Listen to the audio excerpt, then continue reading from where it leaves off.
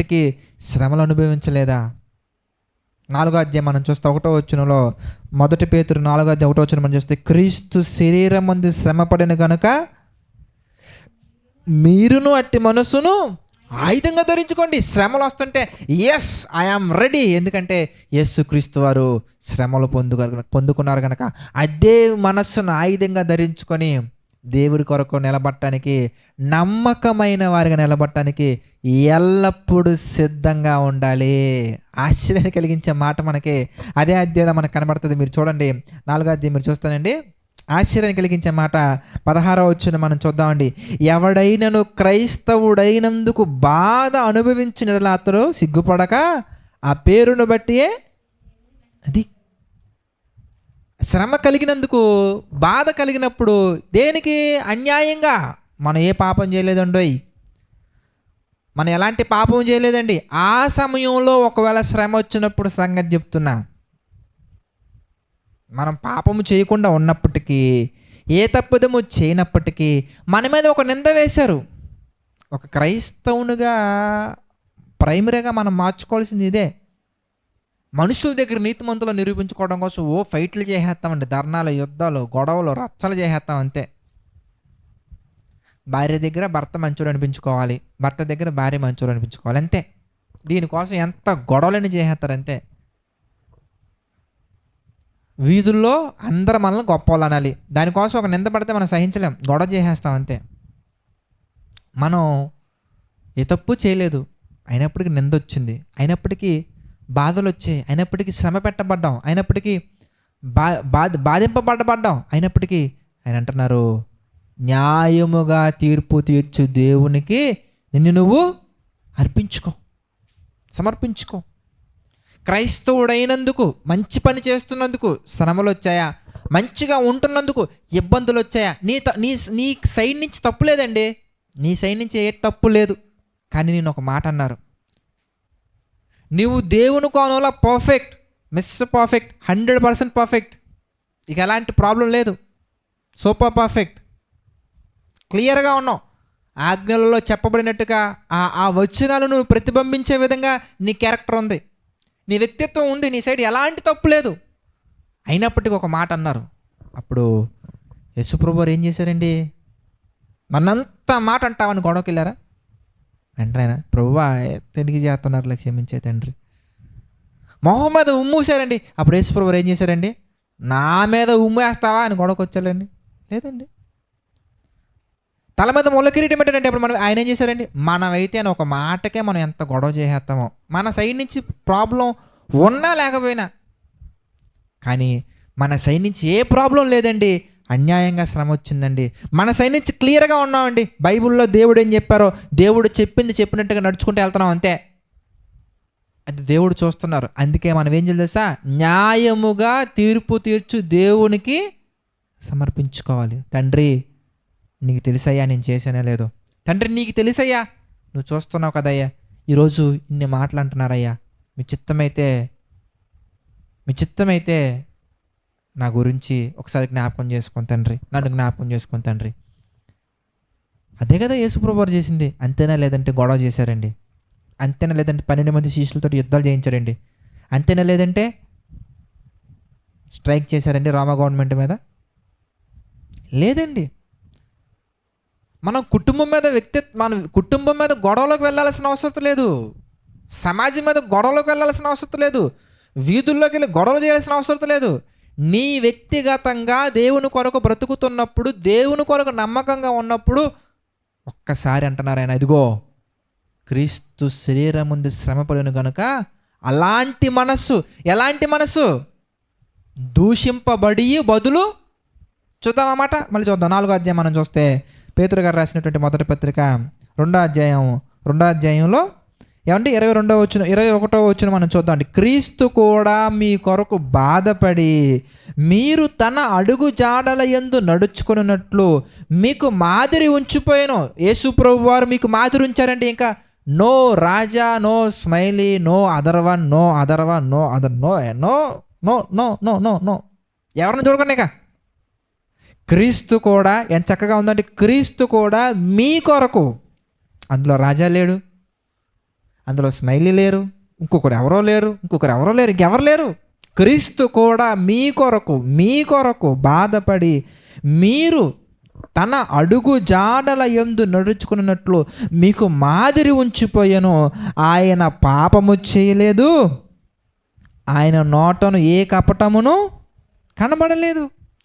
ఆయన దూషింపబడి బదులు దూషింపలేదు, ఆయన శ్రమ పెట్టబడి బెదిరింపక ఏం చేశారంటే న్యాయముగా తీర్పు తీర్చు దేవునికి తన్ను తాను అప్పగించుకున్నాడు.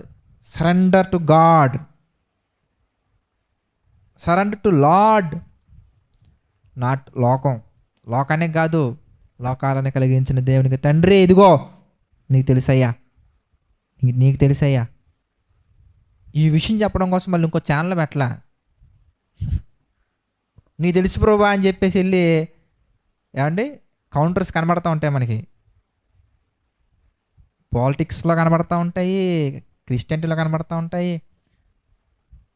ఏమండి మనం ఎలాంటి వారం అనే విషయాన్ని వ్యక్తిగతంగా మనల్ని కొంతమంది దూషించినప్పుడు, వ్యక్తిగతంగా మనల్ని హింసించినప్పుడు, వ్యక్తిగతంగా మనల్ని అనేక రకాల మాటలు అంటున్నప్పుడు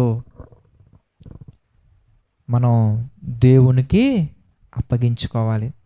మన సైడ్ నుంచి తప్పేం లేదండి, అయినా అంటారండి, బ్రదర్ నేనేం చేయకపోయినా అంటున్నారండి, నా సైడ్ నుంచి ఏమీ లేదు అయినా అంటారండి. అన్యాయం అదేనండి, అన్యాయంగా జరిగే శ్రమ అంటే అదేనండి, అన్యాయంగా జరిగే ఇబ్బందులు అంటే అవేనండి, అన్యాయంగా వచ్చే నిందలంటే ఇంకెక్కడి నుంచి వస్తాయండి? చందమామ నుంచి వస్తాయండి? మీరు చెప్పండి, చందమామ నుంచి స్పెషల్గా ఏమన్నా రాకెట్లు వస్తాయండి? ప్రజల నుంచే వస్తాయి. మరొక మాట మనం చూస్తే ఏమండి, మత్తయి సువార్తలో ఉన్నటువంటి ఒక మాట మనం చూద్దాం. మత్తయి సువార్త 5వ అధ్యాయం మనం చూద్దాం పిల్లరా. మత్తయి సువార్త 5వ అధ్యాయం మనం చూస్తే 11వ వచనం మనం చూద్దామండి.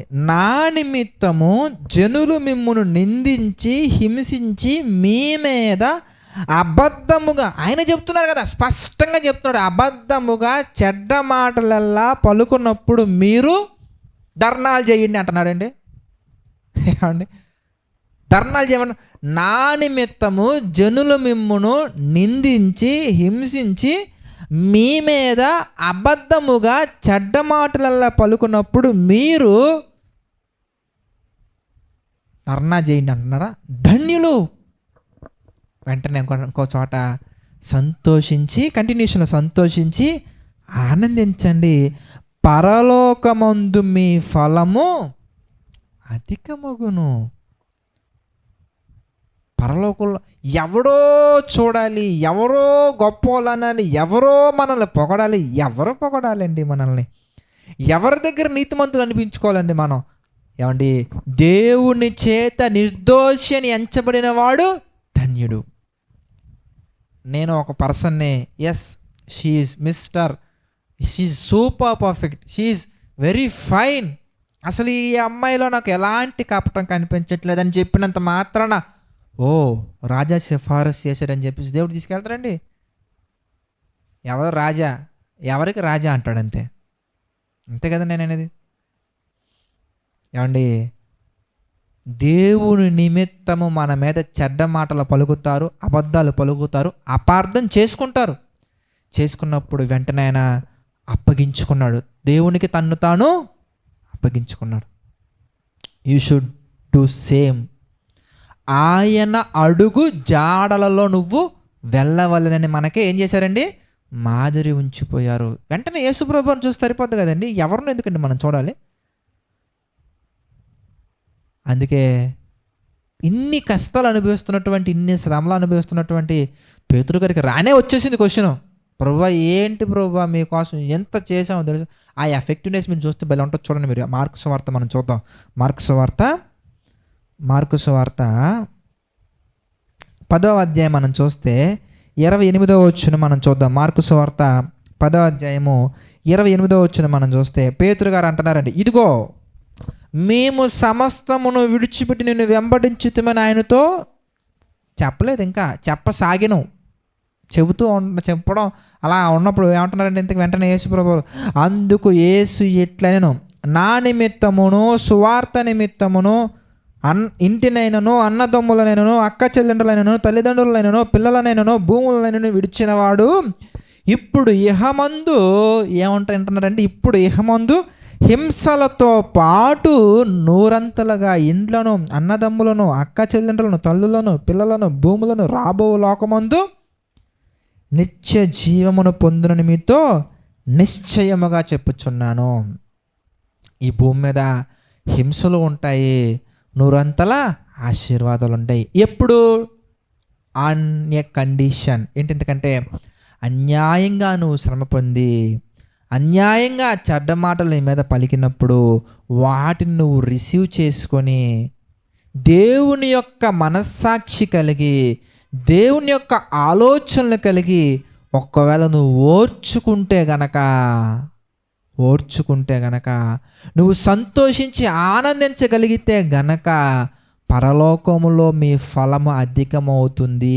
అది కంటికి కనబడని లోకంలో జరిగే ఒక గిఫ్ట్ అనుకుంటే, కంటికి కనిపించే గిఫ్ట్ అంటే తెలుసా?